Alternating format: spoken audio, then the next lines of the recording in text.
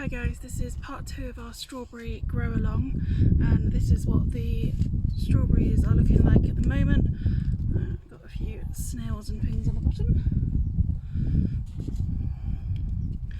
So these have been potted up, and then we are making sure that they are well rooted before popping them in the bed.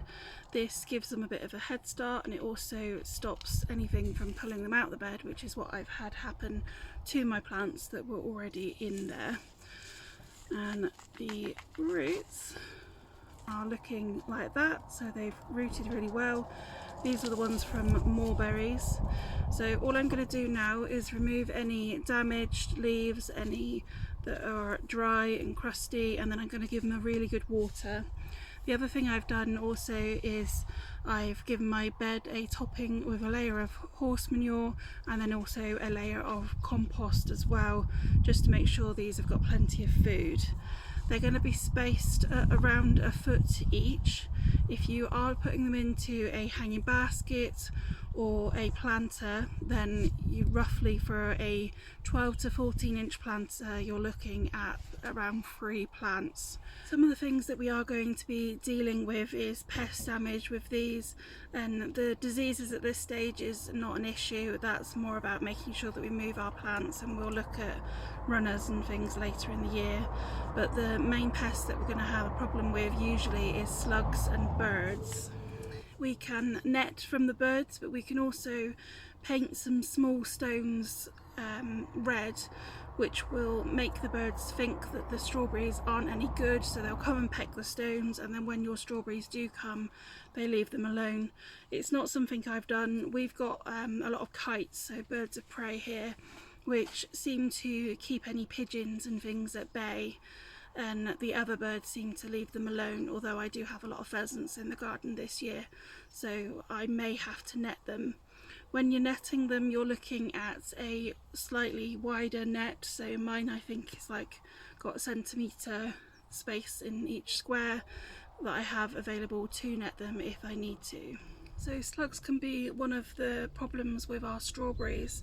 One thing that we can do is make sure that we go out at night and we remove any that we find in the bed. If you've got wooden sides like I have, then quite often they'll hide down the side, and they can hide down there quite deep. It can be deceptive of actually where they are. And also to make sure that there's no places extra for them to hide that don't need to be there can really help. And then the other problem that you'll find is a lot of woodlouse is about, and it's believed by some people that the woodlouse is actually doing the damage, but usually actually what they're doing is coming in after the slugs and cleaning up the area that the slugs have already eaten. So they are rarely actually causing the issue. I am going to use straw on my strawberry beds. This lifts the strawberries up off of the ground and stops them from sitting on the compost and either getting damaged by pests or actually rotting from the wet compost below. This can, in certain situations, cause a further issue with your slugs. So do be aware of that, and if you are finding that the straw, or if you are using it, is causing this issue, then it is worth removing it and seeing if that is actually a better thing. One thing when it comes to the birds that do eat these as well and that will go for them is if we are trying to remove their ability to get in and net it, first of all that net needs to be really secure to make sure that they don't get tangled in it. But the other thing to consider as well is that actually the birds are going to help in the respect that they're going to eat the slugs and the snails, so I wouldn't jump to that immediately either. So all I'm doing is simply with a pair of scissors removing any leaves that are starting to go brown or that are dried and already brown at the bottom. You may find that your fingers are easier to do this with for the really dry ones, and then just tidy them up as best you can. They will start putting on quite a bit of leaf growth at this stage, so that's what it looks like now.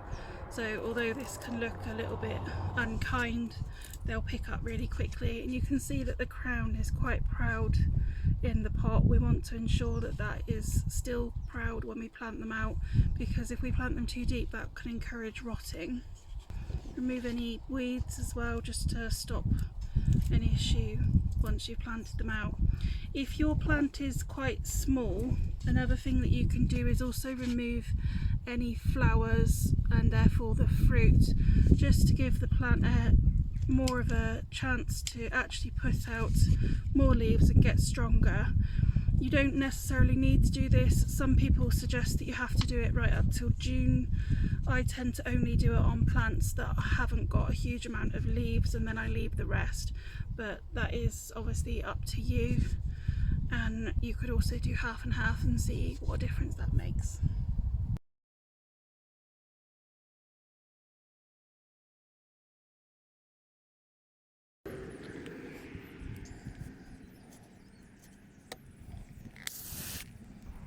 It's important that the crown is above the soil and that we're not burying it to here.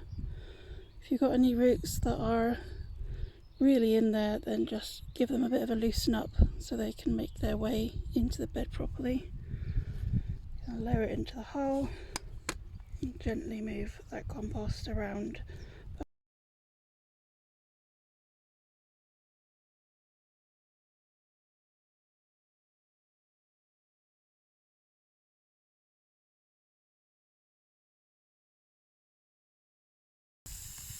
And then finally I'm just watering them in, and I will be topping it with a layer of straw.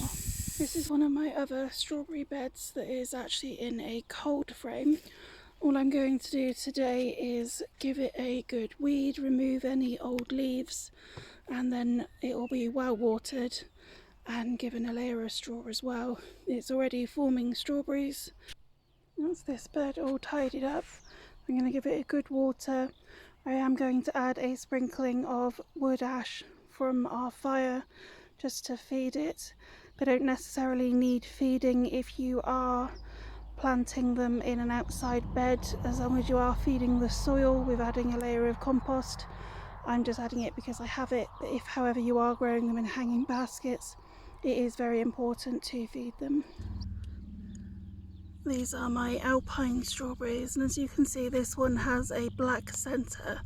That is actually frost damage to the strawberry itself, and then this one here is what you'd expect it to look like. So any like this, we're just going to remove them because they are not going to produce strawberries anymore.